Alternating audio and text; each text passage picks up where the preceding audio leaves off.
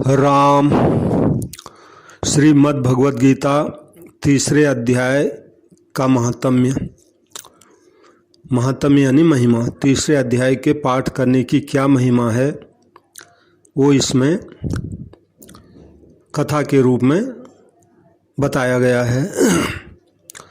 सबसे मेरी प्रार्थना है जो भी मेरे इस चैनल को सुन रहे हैं, देख रहे हैं, कृपया चैनल को सब्सक्राइब करें।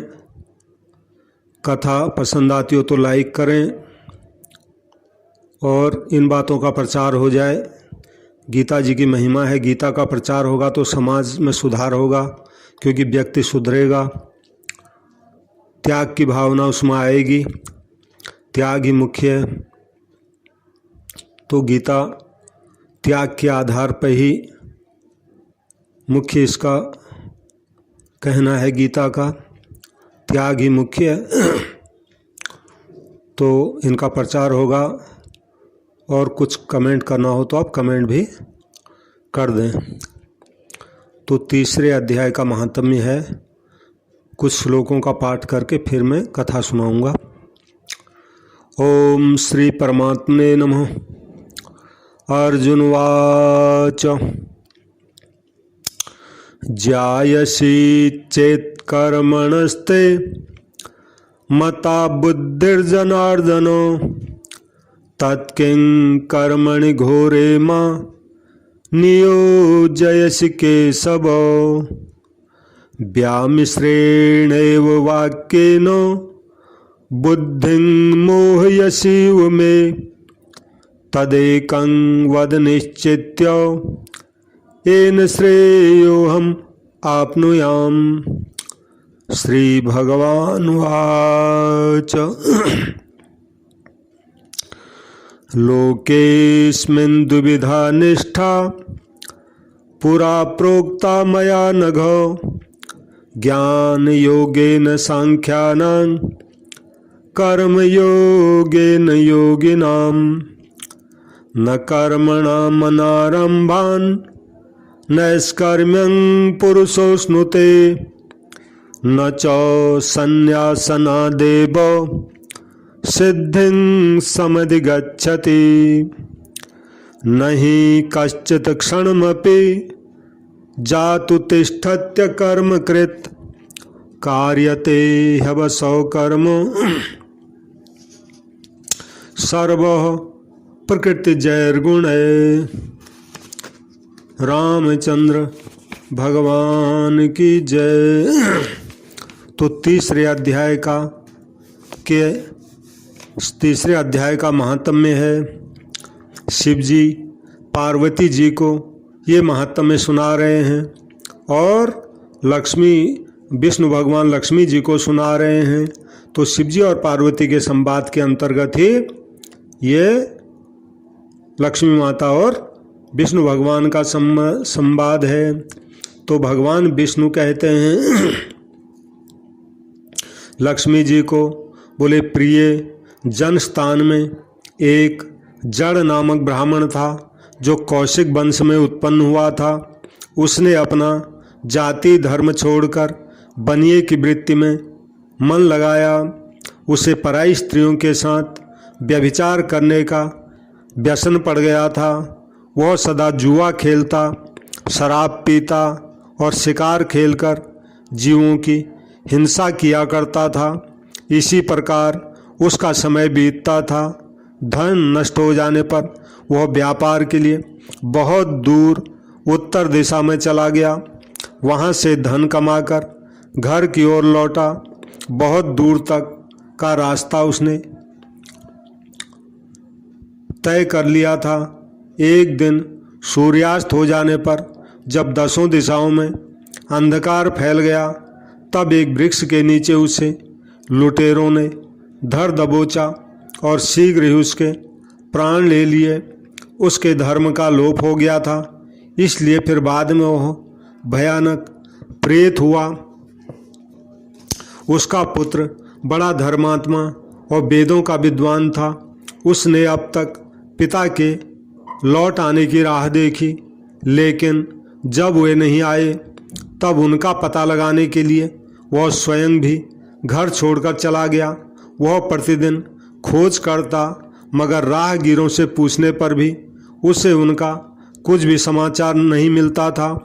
उसके बाद एक दिन एक मनुष्य से उसकी भेंट हुई जो उसके पिता का सहायक था। उससे सारा हाल जानकर उसने पिता की मृत्यु पर बड़ा शोक किया।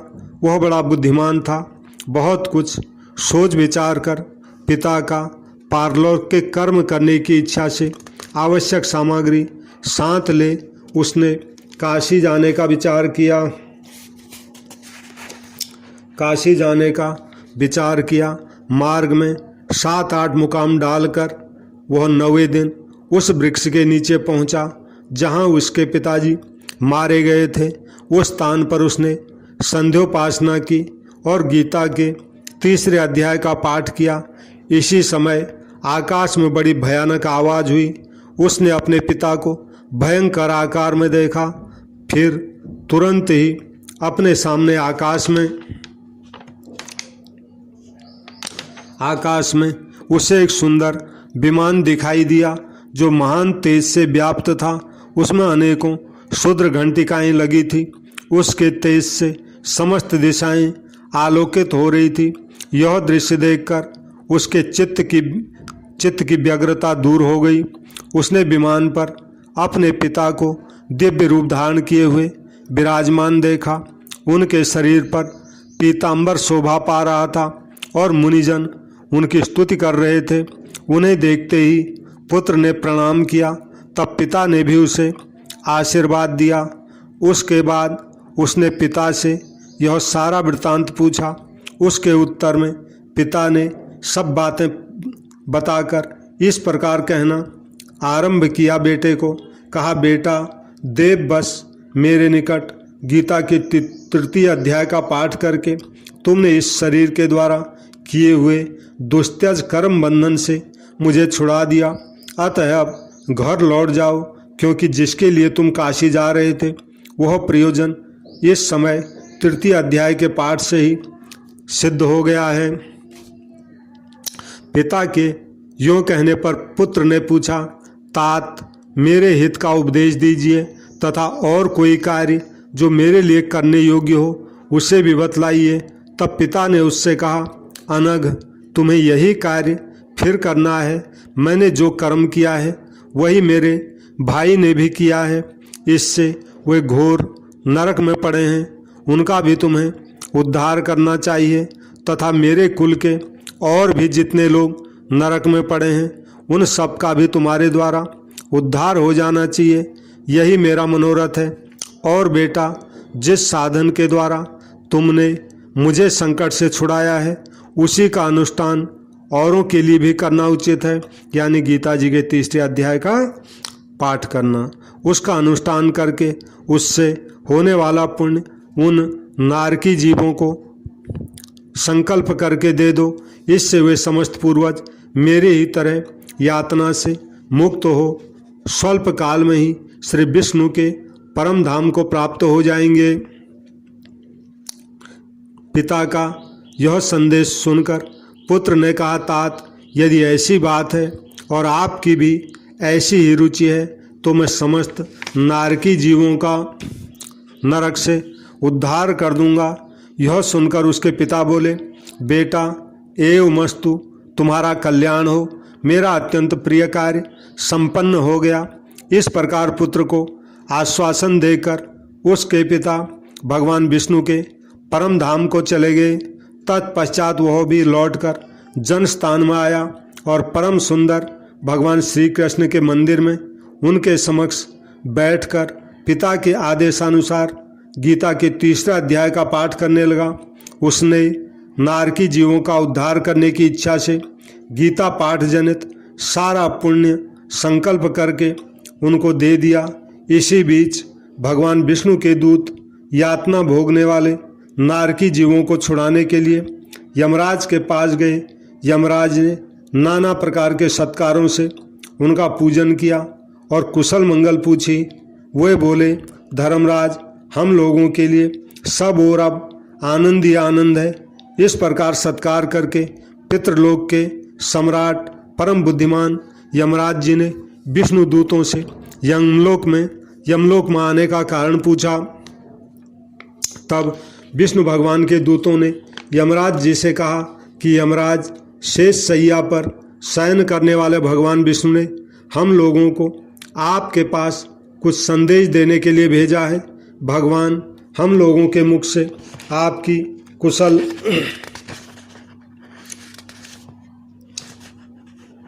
सीताराम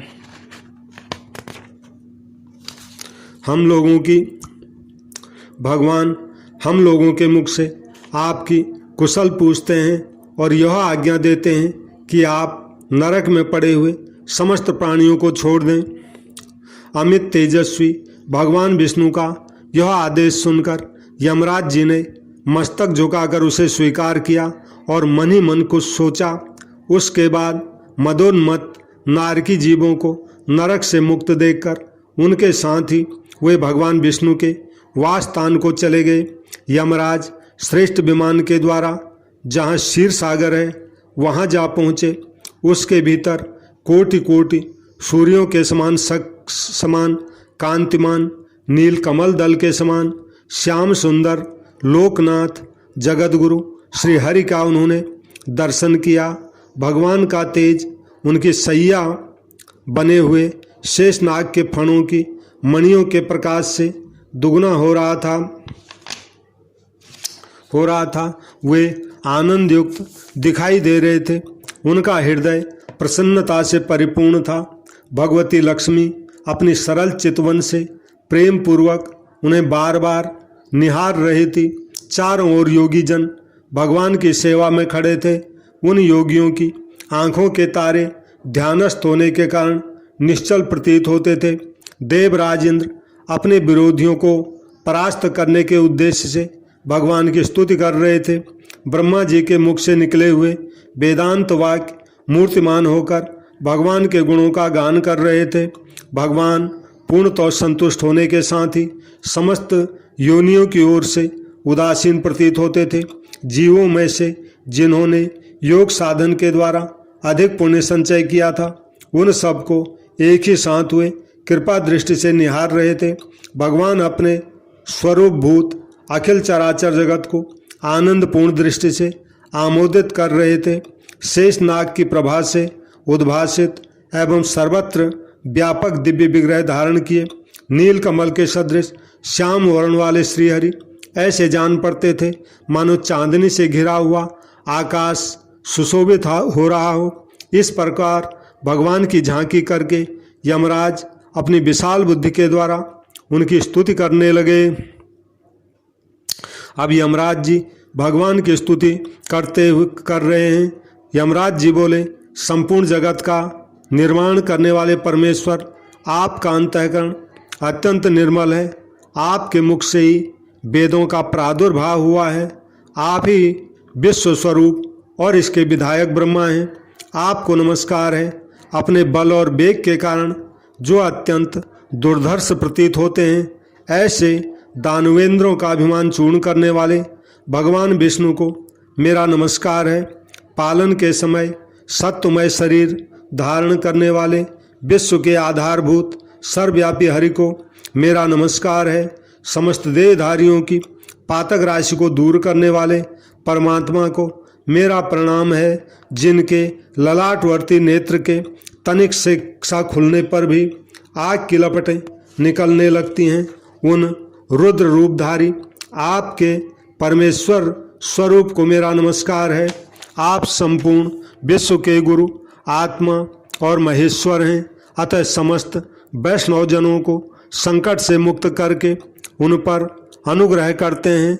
आप माया से विस्तार को प्राप्त हुए अखिल विश्व में व्याप्त होकर भी कभी माया अथवा उससे उत्पन्न होने वाले गुणों से मोहित नहीं होते। माया तथा माया जनित गुणों के बीच में स्थित होने पर भी आप पर उनमें से किसी का प्रभाव नहीं पड़ता। आपकी महिमा का कोई अंत नहीं है, क्योंकि आप असीम हैं। फिर आप वाणी के विषय भला कैसे हो सकते हैं? अतः मेरा मौन रहना ही उचित है। इस प्रकार स्तुति करके यमराज जी ने हाथ जोड़कर कहा, जगत गुरु, आपके आदेश से इन जीवों के को गुण रहित होने पर भी मैंने छोड़ दिया है। अब मेरे योग्य और जो कार्य हो उसे बताइए। उनके यूँ कहने पर भगवान मधुसूदन मेघ के समान गंभीर वाणी द्वारा मानो अमृत से सींचते हुए बोले। भगवान बोले, धर्मराज, तुम सबके प्रति समान भाव रखते हुए लोगों का पाप से उद्धार कर रहे हो। तुम पर देहधारियों का भार रखकर मैं निश्चिंत हूँ। अतः तुम अपना काम करो और अपने लोक को लौट जाओ। यूँ कहकर भगवान अंतर्ध्यान हो गए। यमराज भी अपनी पुरी को लौट आए। तब वह ब्राह्मण अपनी जाति के और समस्त नारकी जीवों का नरक से उद्धार करके स्वयं भी श्रेष्ठ विमान द्वारा श्री विष्णुधाम को चला गया। जय श्री राम। तीसरे अध्याय के 4 श्लोकों का मैं पाठ कर रहा हूँ। श्री भगवान वाच, इंद्रियाणि मनोबुद्धिर साधिष्ठानम उच्यते, एतैर्विमोहयते सो ज्ञानमावृत्य देहिनम्। तस्मात् त्वम् इंद्रियाणि आदौ नियम्य भरतर्षभ, पाप्मानं प्रजह्येनं ज्ञान विज्ञान नाशनम्। इंद्रियाणि परण्याहुर इंद्रियेभ्यो परम मनो, मनसस्तु परा बुद्धिर यो बुद्धे परतस्तु सो।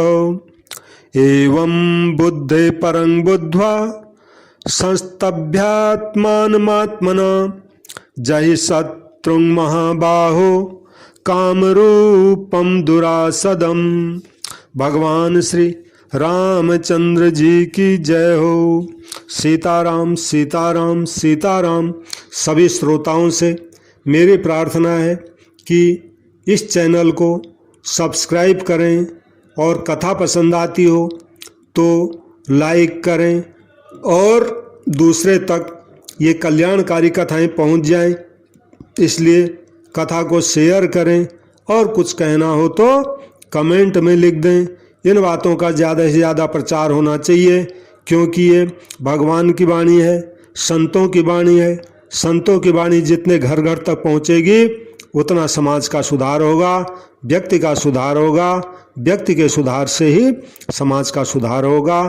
तो हम सबको मिलके ये सब काम करना चाहिए। जितना योगदान हमसे हो सकता है उतना करना चाहिए। सीताराम सीताराम सीताराम।